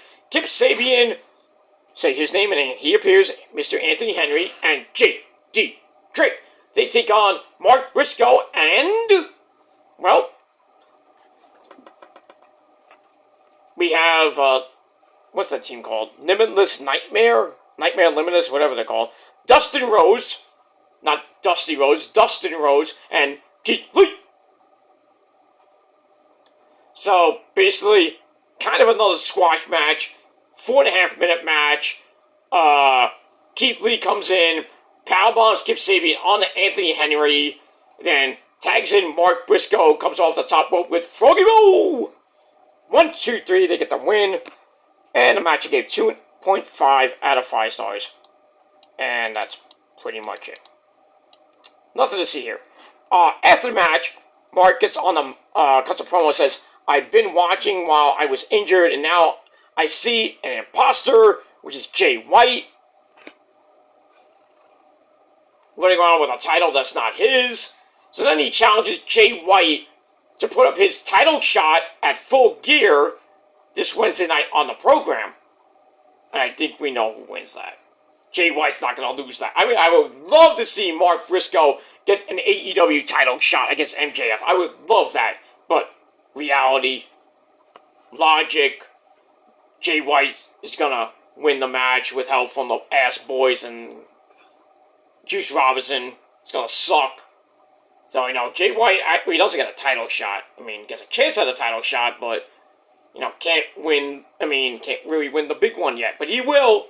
He will. Mark my words. Probably by, Final Battle, maybe? But we'll see what happens with that. And we move on. But great to see Mark back. Great to see him. And that's it. So, we'll see what happens on Dynamite with Jay White and Mark Briscoe for Jay White's shot at MJF next Saturday. Next Saturday at Full Gear. And that's it. We move on. Alright, then we get to the death slot. And you know what time it is. It's time for the women. We have the resident fun girl, Willow Nightingale, taking on the queen herself, Emi Sakura. Pretty much back and forth match. Wasn't that bad. Just under 10 minutes. Willow wins. She hits the Doctor Bomb. Or she goes for the Doctor Bomb, gets countered. Emi hits a reverse swinging neck breaker, which really didn't do much. Willow fights her way back up, hits a spine buster right into the Doctor Bomb. 1, 2, 3, she gets the win. Everybody's happy, we're all dancing, we're all singing, yay! And I gave the match 2.5 out of 5 stars, and that's pretty much it. Alright, then we go to the interesting part of the show. We have the longest reigning, now he's officially the longest reigning Ring of Honor TV champion in history, Samoa Joe. He's there, he's like, I've beaten everybody. Recently there's nobody left, but there's one guy that's there, and Keith Lee, he comes in and says, well, not everyone, you haven't faced me yet, so let's do it on Dynamite. I'm like, yes please. Yes, please. And that's pretty much it. Alright, so Wednesday night is huge card. So Tony, I think, Tony Khan has been, he's hearing things from the fans. I mean, the ratings haven't been, last week's Dynamite got over, this week's, I should say, got over 832,000 views. So he wants to, I think he's desperate right now. He wants to put on a good show, try to get around 900,000 views, maybe 1 million, but we'll see how that plays out. But he's putting on almost like not a pay-per-view type card per se, but he's got some good matches on the card. Jay White and Mark Briscoe. Now you got Samoa Joe defending the belt against Keith Lee. Big, beefy men slapping fucking meat in that match. Red Velvet comes back after 9 months, taking on Julia Hart, who's been out for 2 months. You got that. Swerve Swerve versus Pentagon. It's gonna be a big night of action on Dynamite this Wednesday night. I can't wait for it. It's gonna be a good show. And that's it. Alright, so I give that 3.25 out of 5 stars. Then we go to your main event, finally, of Collision 8-man tag team match. We had FTR and the Faction Ignobles of Rush. And, I think it was, and Preston Vance taking on Absolute Ricky Starks, Big Cass, and the Gates of Agony. Pretty much back and forth match. Almost 15-minute match to end the show. Good in the end. Chaos happens as always. Preston Vance is there. He avoids a charge, sends Toa Leo into the ring post. Ow. And then Big Cass chokeslams him. And then everybody's in the ring. Chaos ensues. Dax Harwood comes in, slugs away at Bishop Quan. I know, not Quan. Until Bruce.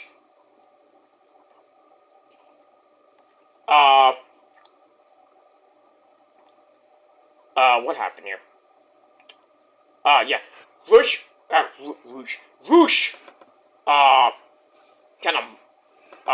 he does something, we get the big rig, or he pushes him away, I forgot what happened, I missed it.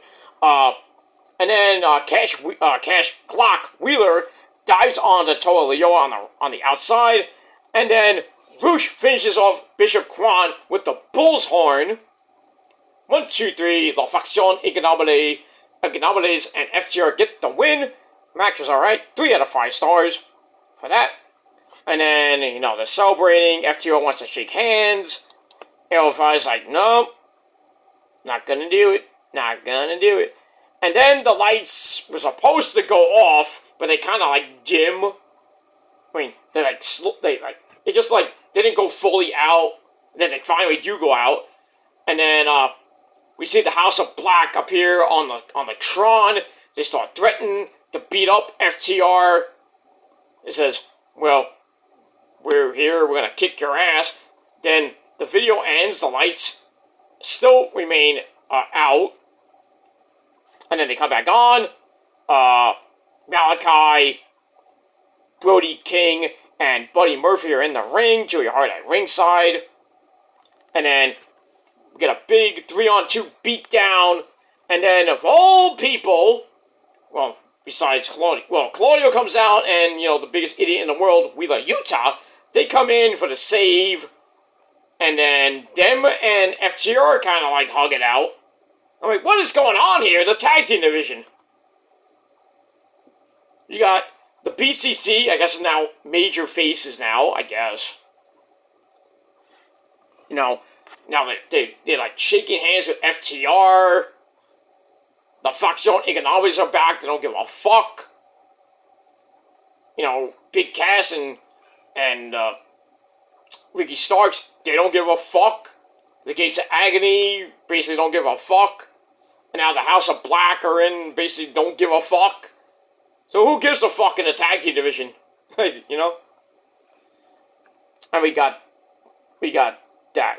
Speaking of, the rest of the BCC, Jon Moxley, the Collision course to get his belt back from Orange Cassidy at Full Gear.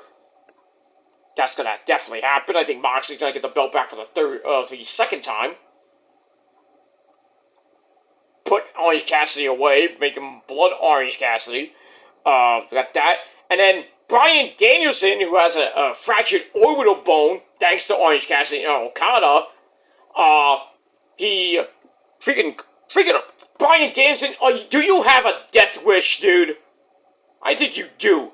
Because they had a video at Power Struggle where Bryan Danielson basically makes the challenge to Okada for match number 2. So Danielson Okada 2 will happen at Wrestle Kingdom 18. I mean, if that card can get any more good, I mean, it already got freaking Naito And Sonata for the IWGP Heavyweight Championship. Ospreay is supposed to defend his belt. Well, I don't know. Was David Finlay destroyed both belts? That the IWGP US belt and the UK belt.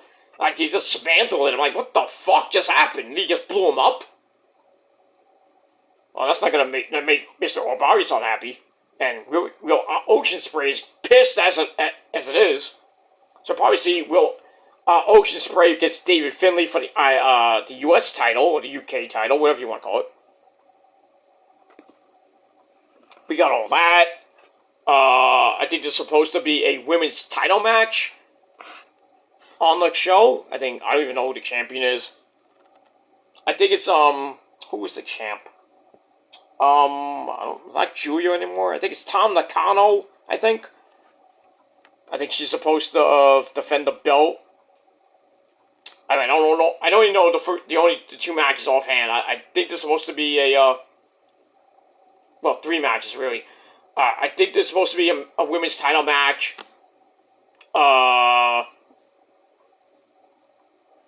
Probably get a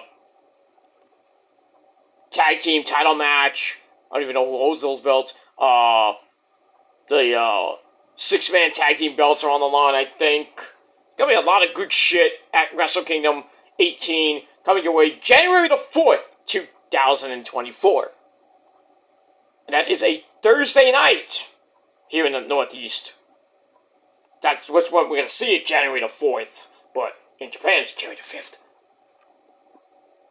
But it's going to be, live January the 3rd. We see it basically the morning of January 4th. Which is 3 o'clock in the morning. Both nights. Crazy shit. Then they got New Year's Dash, I think, right after that.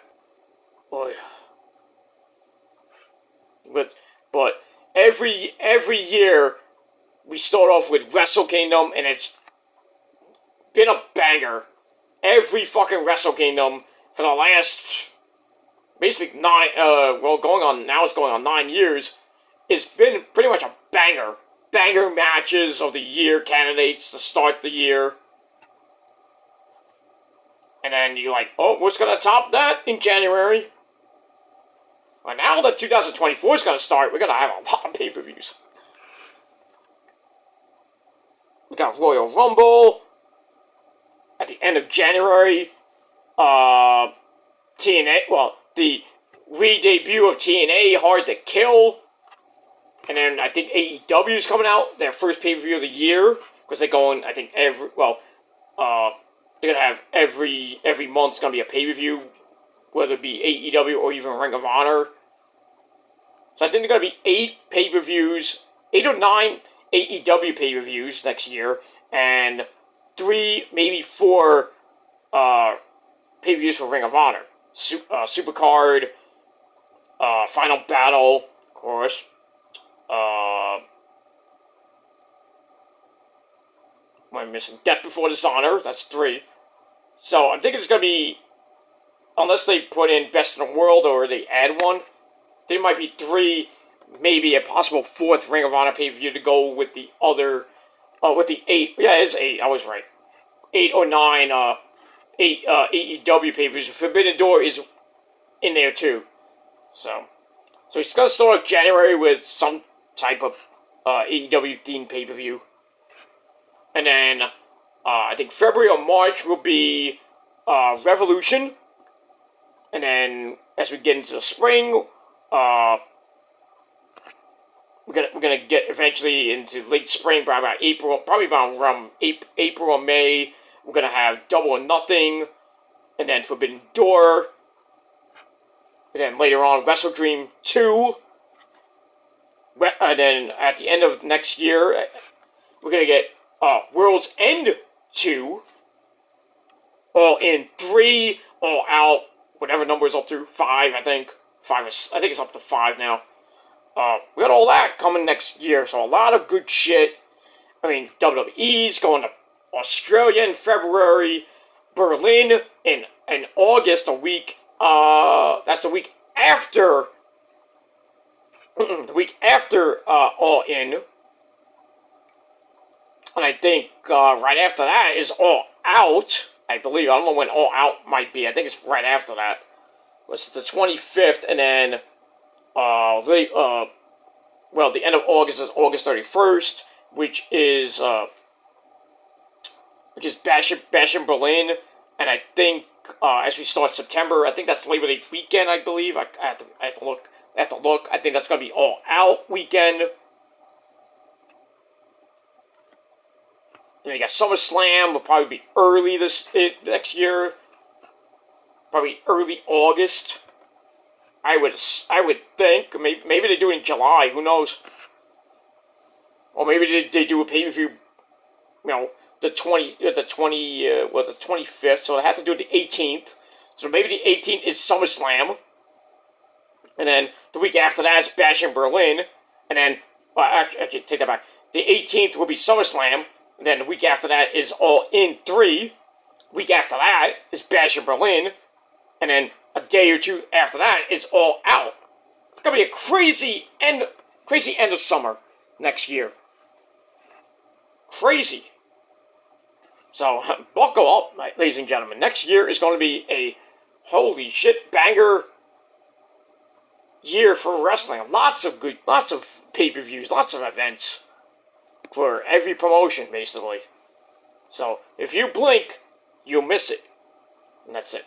Alright, that is it. It is, holy shit, it is late. It's 5 o'clock in the morning. I'm going to get out of here. I'm going to go to bed because I'm going to get some sleep. We got nothing to do tomorrow. I do have to do Ring of Honor, so I'm going to try to do that probably tomorrow night when I get home from Sunday dinner. And, that's it. So I'm going to take most of tomorrow off. But I will be doing Ring of Honor tomorrow, right here on the channel. And that's it. Then get ready for a new week. We got Raw, the aftermath of Crown Jewel on Monday night. And then we got NXT. Should be a good show there. Dynamite on Wednesday with big, huge card. SmackDown on Friday night, the 10th, with their aftermath show. And then Rampage. And then next week's Collision on Veterans Day. So we got all that. So it should be a good week of wrestling as we continue on with the month of November. We got Full Gear coming up. Basically, a week from this coming Saturday. And then the week after that is the Survivor Series. And then pretty much the week after that is NXT Deadline. And then we got more events coming in December. Winter is coming. Is December the 13th. 2 days after that is Final Battle. And then basically 2 weeks after that, or after my birthday and Christmas, we got the final pay-per-view of the year, December the 30th, World's End in the Nassau Mausoleum in New York. Well, not New York City, but New York. So that's going to be big. A lot of events coming your way in the next 8 weeks. And I will be here every step of the way. So you really have to hit that bell and turn on all notifications so you don't miss anything. And if you do, I can't help you. So that's that. Alright. So, that's it. So Rampage got 6.5 out of 10 stars. I'm going to give Collision 7 out of 10 stars. Pretty solid show. And that's it. So anyway, thanks for watching, everybody. I'm going to sleep. You should too, if you haven't already. Don't forget to turn your clock back if you haven't already either. And that's it. So thanks for watching, everybody. I'm Peter Joseph signing off. Losing my voice, so I'm going to get out of here real quick. Thanks for watching. Peace out. Rock on. Rock hard with your cocoot. And if you're not down with that, well, fuck you, man. And that's it. Thanks for watching. I'll see you when I see you. Peace.